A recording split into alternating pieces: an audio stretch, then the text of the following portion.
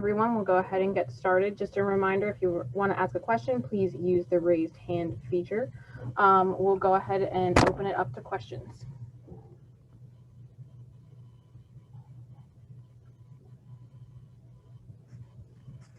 Nick Farrell, go ahead. Hey, Coach. Just want to know your overall thoughts on what you guys have been able to accomplish as you get ready for a new season. Yeah, I think obviously you have to look back to the entirety of the fall, because obviously it was pretty much straight away when the guys returned that we knew that we wouldn't be having a regular season, if you like, in the fall, and that we would be postponed. So to an extent, we've been working towards this week and the coming months, really since August. So we were really pleased with what we were able to achieve over that period of time. We were really uninterrupted through COVID, which we're very thankful for. We got through the full semester training, and we're able to play 6 InterSquad games. Obviously see the guys in 11v11, which was very, very important. Have them in the kits, have them on Dick Deles Stadium, so that hopefully when we do host games this semester, it's not all brand new to them, at least at home. But again, it's still been a very, very unique year, presented a lot of different challenges, and they're obviously still continuing into this semester as well. So to an extent, we're rolling with the punches and obviously trying to be as versatile and adapt as best we can to the current status of the squad and different elements like that. So yeah, I think the work that we've been able to achieve up to now has definitely put us in good stead, but again, there's still a lot of unknown variables, unfortunately, for every team to be dealing with right now. Joe Bricado, go ahead. Yeah, you usually don't have to deal with this issue during the summer when you're leading up for a fall season, but weather, how has that impacted how you've been able to train outside, and how often have you been able to train outside? I think we've trained outside probably 3 times, I would say, since we've been back. Obviously, we've been hit with a perhaps more harsh winter than I've seen for a few years, certainly in West Virginia and in the Morgantown area. So that's simply only had its challenges in the sense that the days have been a little bit longer for the guys. We've been training at about 7 p.m. over the IPF. Obviously, a fantastic facility for us to utilize and really train uninhibited. But it then just makes for a long day for the players, in the sense that, we're done at about 9 o'clock. They still then have to feed themselves, to wash themselves, and hopefully, if they've taken care of homework, they've done it before.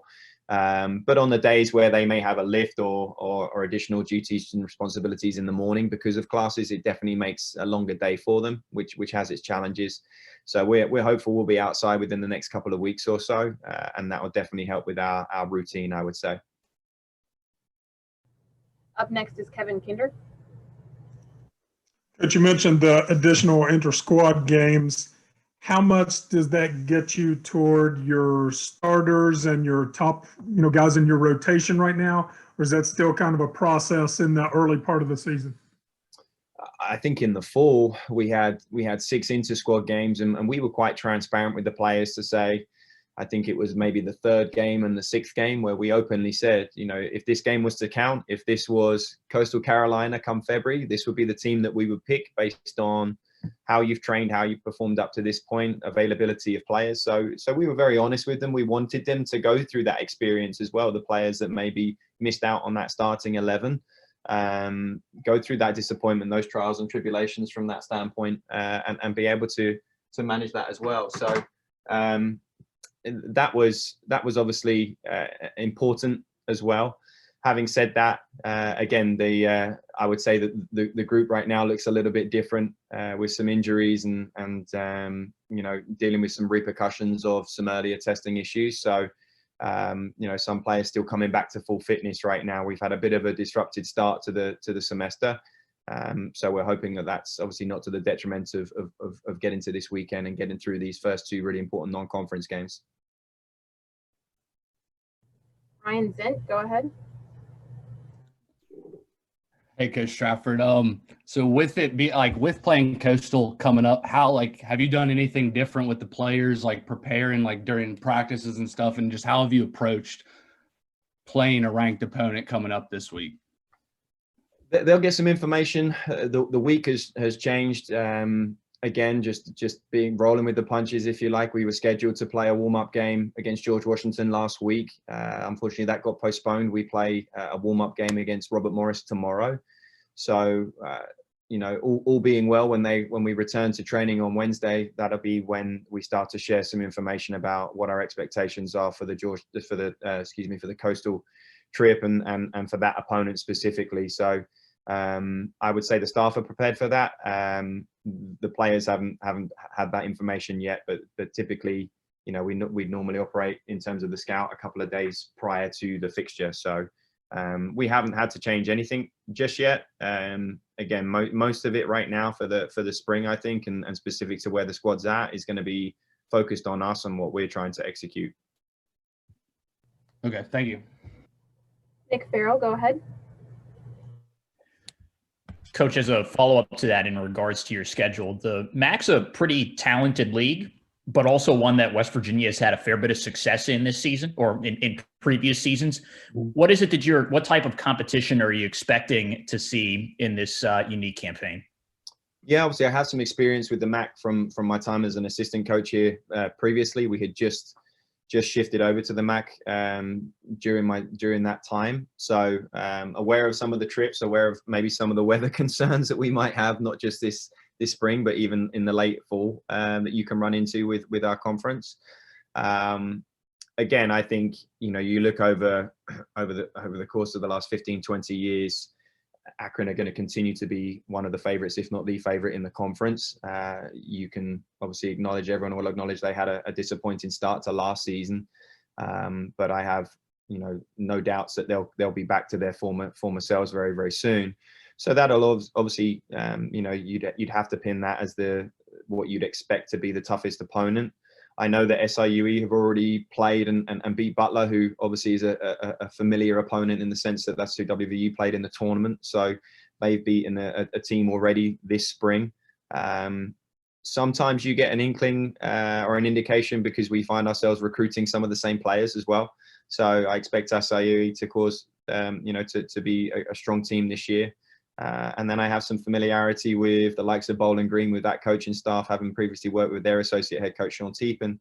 And I know that they're doing a great job there as well. So, you know, just to mention those three is almost a little harsh because Western Michigan have been a tournament team in recent years. And I know that, you know, Ryan Swan does a good job with Northern Illinois as well. So it's going to be interesting. I think with as much time as we've has surpassed since anyone last played, it's very, very difficult to know exactly how that's all going to play out until we start to get some film and until we start to actually get to see these teams play a little bit more consistently. But again, I take that with a grain of salt because you just don't know what depth, which best players, who's impacted, or whether they are, you know, at full strength with a full squad at their disposal to choose from. So there's going to be some other entities and variables that go into that specific to this spring for sure. Kevin Kinder. Kind of a two-parter here, Coach. Looking at the schedule, first of all, a midweek game and a weekend game, you kind of get in a rhythm of that. Looks like a little bit more frequent, you know, games, trying to get as many in as you can. Talking with Nikki Izzo Brown about her fall schedule that way, she said that was a big adjustment. So have you thought about how that plays out, how that affects you? And have you talked to Nikki about, you know, what her experiences were with the fall schedule? Specific to that, no, I haven't spoke to Nikki.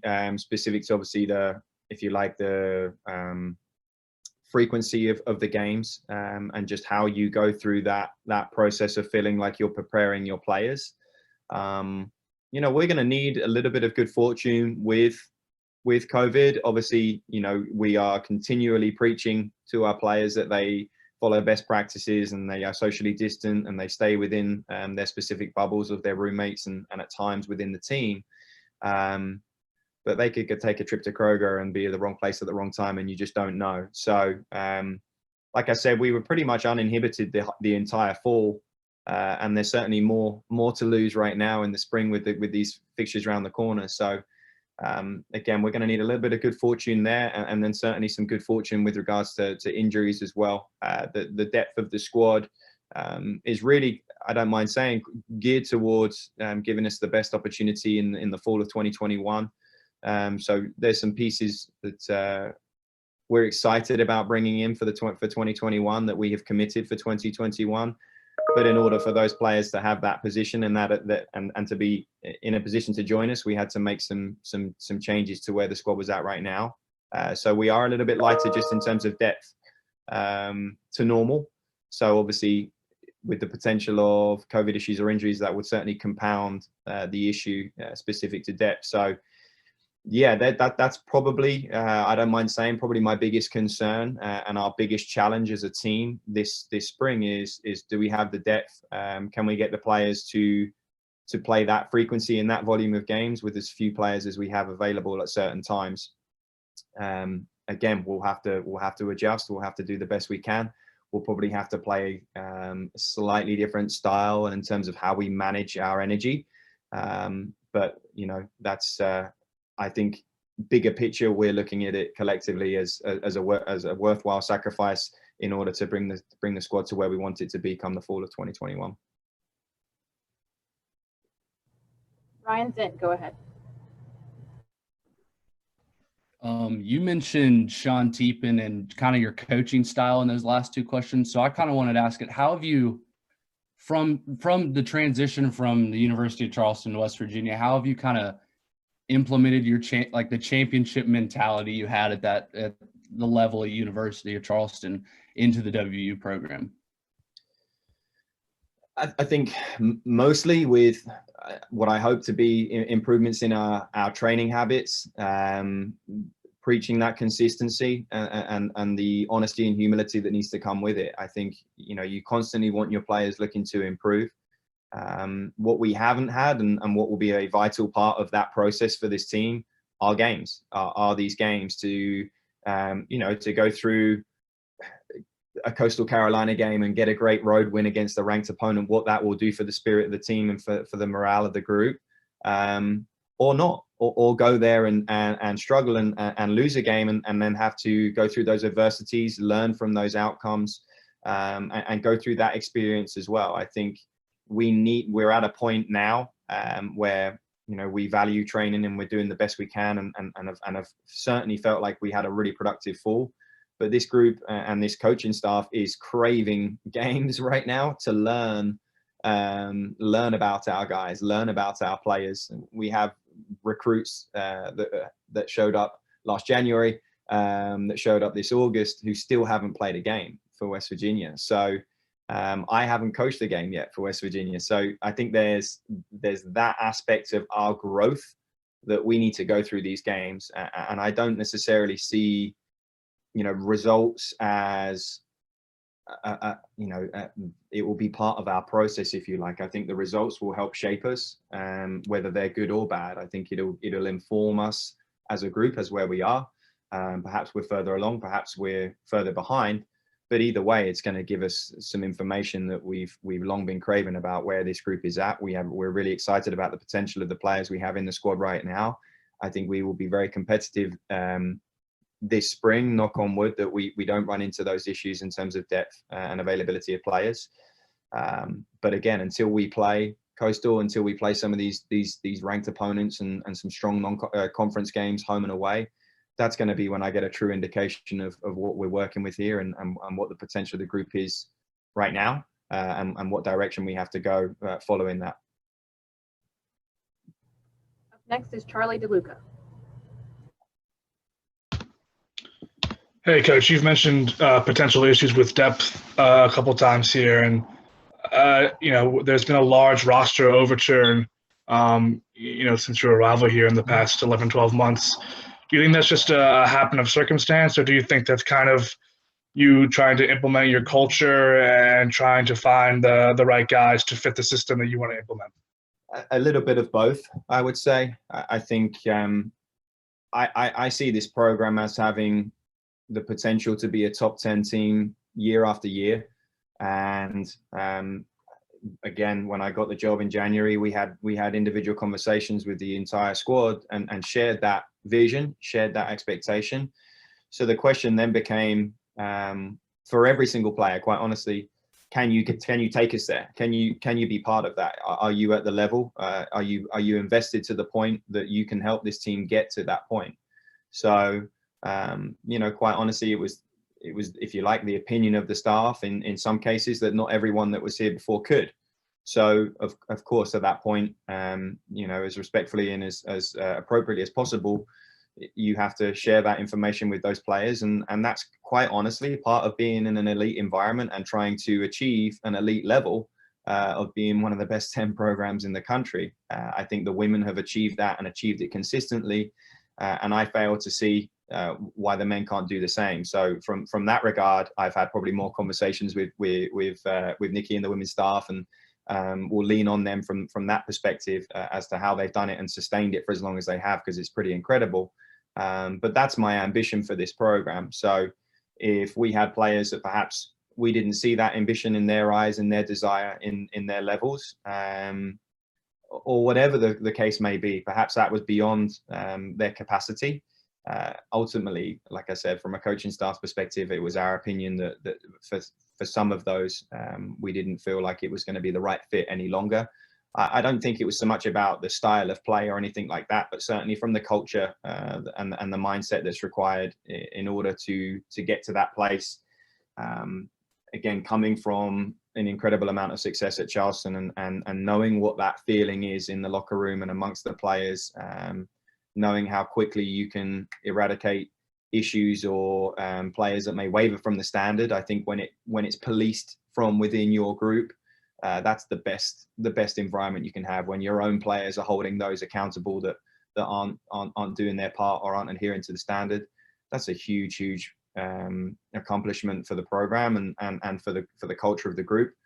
We're still getting there. We're still getting there from that standpoint. I still love some of our players to take more ownership in that regard, and feel like, I really do want to be part of something that's really special, part of something that has the potential to compete at Coastal, at Charlotte, win those games.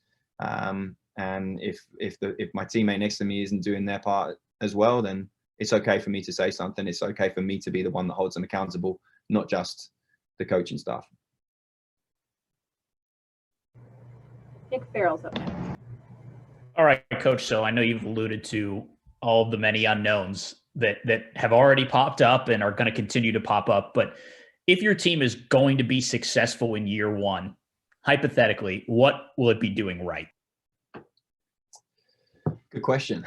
I think we will see part of that mentality, part of that mindset reflect in the performances. I've always been one to focus on the performance of the team. I think maybe in our sport, perhaps more than others, the best team doesn't always win. The performance can be good and you can still lose the game. So I've always tried to focus on the performance of our players, if of the team and what it is we're trying to execute. So, when we give them that system, which we have over the last 6 to 8 months and really worked a lot on what we're trying to do tactically, if they show me that they're going to perform at that level, there are parts of my experience being at West Virginia previously as a player, and then in between continuing to be a fan of WVU athletics, where, I look at some of the best basketball teams we've had here and that element of Press Virginia and obviously, how well that was received from the fans and that blue collar hardworking mentality that West Virginia is incredibly proud of. I want our teams to have that aspect of things, but at the same time, when it's our turn to express ourselves and to play good football and to be really, really creative and very dangerous in terms of how we create chances. So again, you can do all those things and not necessarily win the game. I just think if we perform at the level I expect us to and have set for the program, we'll definitely the consequence and the outcome will be positive results as well. Our last 2 questions will be from Ryan Zent and then Charlie DeLuca. Ryan, go ahead. Last question for me. What type of impression do you want to what I know you want to make a statement as the head coach of West Virginia, but what, in your eyes, what do you want to do with this program, and how do you want to excel it to be that elite program? I mean, I want to be able to achieve the same level of success that I had at Charleston here. I think, having the 6 years there was really, really important for my growth as a relatively young coach. And again, I think we can get to a point with this program where we are competing for a national championship. We've seen the women get to the final. And again, I think if you're in the conversation as a top 10 team in the country, that means you're there and thereabouts in terms of getting to that Final Four and achieving that level and that status. I think as someone that played here with the staff that all played here, that was part of a team that was ranked number 2 in the country when I was in my junior year and was the number 6 seed going into the national tournament. When we then, if you like, got upset and fell short in the second round, that still hurts me to this day. I almost feel like this is almost my redemption, my chance of redemption to take the program even further now that I'm here as the coach. And again, create a really lasting memory for the players and the student athletes that we work with that hopefully will have an incredible student athlete experience here. And that's supplemented by some fantastic results, some fantastic games and nights at Dick Dalesk and some really, really big wins along the way. Thank you. Charlie, you can go ahead. Coach, you've talked in the past a lot about your relationship with Marshall coach Chris Grassi from your time together at Charleston. Do you envision kind of, you mentioned you want to build a top 10 program. Do you envision, trying to increase the popularity of soccer in the state of West Virginia by having somewhat of a friendly rivalry with Coach Grassi down there in Marshall? Yeah, I think it'll be more than friendly. I think with what if you like the trend line of what they've done over the 3 years that Chris has been there. I think they started this spring maybe ranked number 9 in the country, certainly in the top 15. That's a great fixture for us now, and that's you can only really put that down to Chris and his staff there in terms of what they've turned that into. So from our perspective, from an RPI standpoint, it absolutely makes sense. Conference USA is a strong conference. There's a lot of teams, Kentucky, Charlotte, to name just a couple, that are regularly in the tournament. So from an RPI standpoint, it absolutely makes sense. From a rivalry standpoint, there's no doubt that there's the rivalry there. It just so happens that me and Chris are very, very good friends. That wouldn't change. But I think it makes a ton of sense for us, a ton of sense for them. We've already talked privately, but talked about continuing that rivalry and having almost like this state game where we can generate a ton of interest and a great crowd if we were to play in Marshall, and similarly if we were to play here at Dick Dalesk as well. So everything about it just makes so much sense that it would be foolish for us not to. And yeah, if we're on the wrong side of a result against Marshall, the optics of it may not look great to your general fan that perhaps is following football and basketball more prominently than perhaps ourselves. But at the end of the day, if Marshall are ranked in the top 25, let alone in the top 10, that's a great game for us. Thanks. No problem. All right, that'll do it for us this afternoon. Thanks, everyone, and thanks, Coach, for joining us today. No problem. Thanks, guys.